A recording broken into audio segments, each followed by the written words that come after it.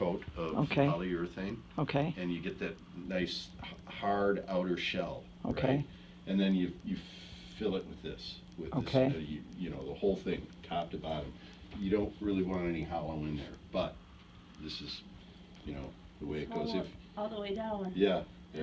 Yeah, we figured he didn't have enough junk in the trunk. That's why, if this is hollow going down, that's why he tipped over. Best thing, would be to put some more weight on him. put weight in the bottom. Yeah. Okay. What can we put down there? Specifically in the bottom. A brick. You could put a just bag of sand. You make a little impression. Sure. And put a board in there that's Okay. either got a block Yeah. on the bottom of Okay. it, because there isn't a lot of opportunity here to like nail them down in any way, Right. unless you were to maybe run a big screw IC, but in there and then post them to the ground somehow. Yeah. But this stuff, it's just there's really no screwing into it. It's just Right. it's just such a thin outer coating that it didn't give it any real Right. support when it. And the when it fact went it's over. always outside in the worst of Yeah. Wisconsin. And once it was cracked, and it didn't get like really glued back together. Sure. It was just a matter of time Okay. before it. So you're saying it can be fixed? Yeah. To some extent. Yeah, it's a little bit more extensive, than I kind of had considered, but there's no reason it can't be fixed, and you basically use the same stuff. Okay. So you use a polyurethane. What I would do is I would sort of dampen that Okay. surface, both of these surfaces, Sure. and then put a polyurethane adhesive in there. Okay. And that's gonna blow out. Okay. And it'll stick like big dog. I mean, Okay. it'll be really glued. All right. But then it's I don't know. Some people want to maintain the current character, and I do. some people okay. So we don't want to mess with any of this because you can. This obviously was gold at one point. Oh. You can see right there. Oh. Wow. Color gold. So yeah. Okay. And then this is another version of gold. That's really A orange. very Sure. It's really kind of Sure. it's Sure. a ballpark kind of gold. Yeah. But yeah, I'm sure that this paint job was probably quite a bit more, extensive. Well, that's why I There's- figured take it to there's MOA because they all would. this detail Well, and then down even here. this looks like Yeah. a different color in Oh, there, yeah, more of yeah, a yeah. green. For sure. I'm sure if there's a way to clean it off, just like you would do the paintings at. Yeah. I don't think so. Okay. Just because the paint that was used you're never really going to get it all off. You're really Or even just to find what colors they were and then replace with those yeah, colors. that would be the more straightforward approach would be to just sort of start over. Yeah. And I don't know about does he look a lot like the other ones, or is he kind of the standout kind of different Well, there's finish? 3 Wiseman. They're all a little different. They're all a little different. They're all. In terms of like the paint job? Yes. Yeah. I think. Yeah. Well, like different colors. Uh-huh. I should swing up there and take a look Sure. at Yeah. that. Just to get an idea of, you might be able to, figure on the original stuff, from that.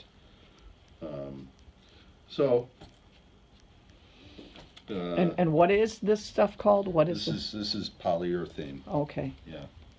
Is that is that kind of standard? Because this dates to I think the 1960s. Is it standard? Or they use something different now, be a little bit more hardy. No. Okay.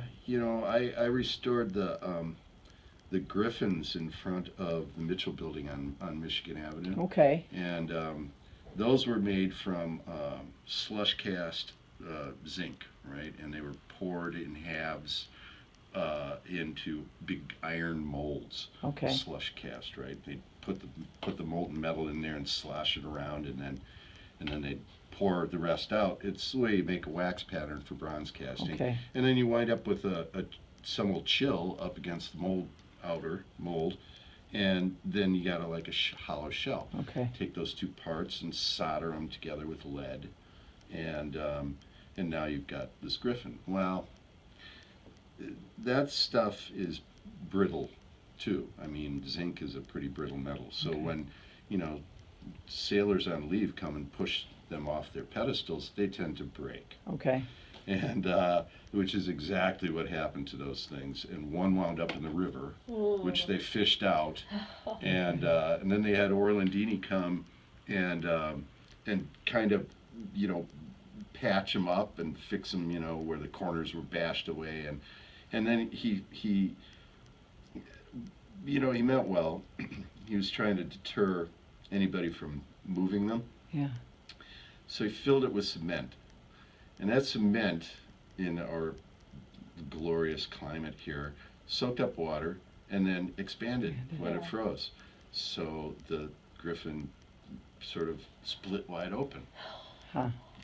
So we had to take a crane and take down the griffins, take one of them, restore all the wingtips and the little frills and stuff and that were there to begin with. And so I just used a oil-based clay to do that, and then we made a mold, and then we poured a thick coating on the inside, and then we filled it with this exact same process. Okay. Exact same, except that our coating here was, quarter to a half inch thick. Sure. And so they're like, you can hit them with a hammer. They're bulletproof. Okay. All right. This is so thin that it is not bulletproof. Yeah. Well, I think we would either put weight in the base or stand it different, because when it was in the nativity surrounding, which we changed this year just because the nativity itself. See, this is the beauty of this material is. So I had to have a crane come and lift them off. Yeah. Well, I stood on the tailgate of my car and put them back up there myself. Okay. Because it weighs nothing. Yeah. It's very light. Well, there is a hole in the bottom. Yeah. We're talking about surgery, Carol. Art surgery. We're getting a little history. He said it broke before. Yeah. Oh. Yeah, he's found tape on the inside. Yeah, it's been down this road. We try to be so gentle with it, and I think the fact that his head was held on with tape this whole time kind of is a testament to our gentleness.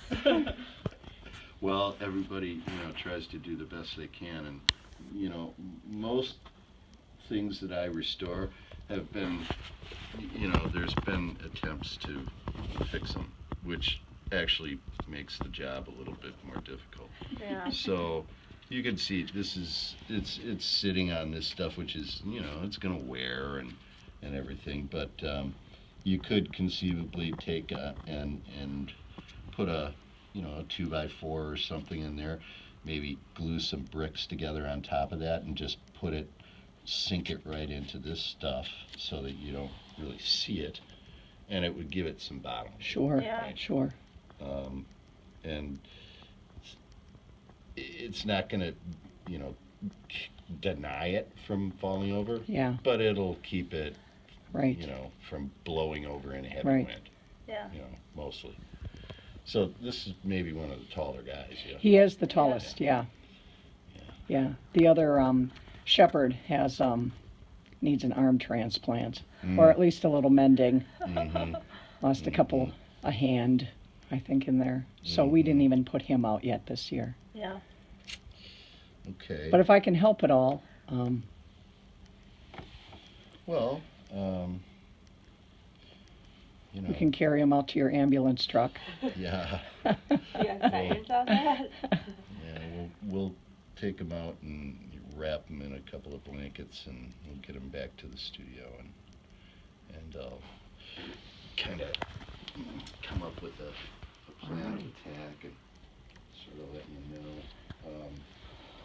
When it comes to like the touch-ups and things like that, that's if you want to save time, you guys can do that yourselves, or Sure. you know, Just knowing colors or,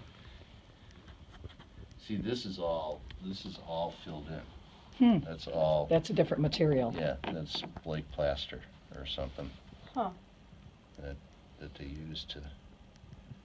And it looks like they covered him, you know, in plaster, sort of Mhm. in various areas, because this stuff was breaking down and Mhm. flaking off. Mhm. Yeah.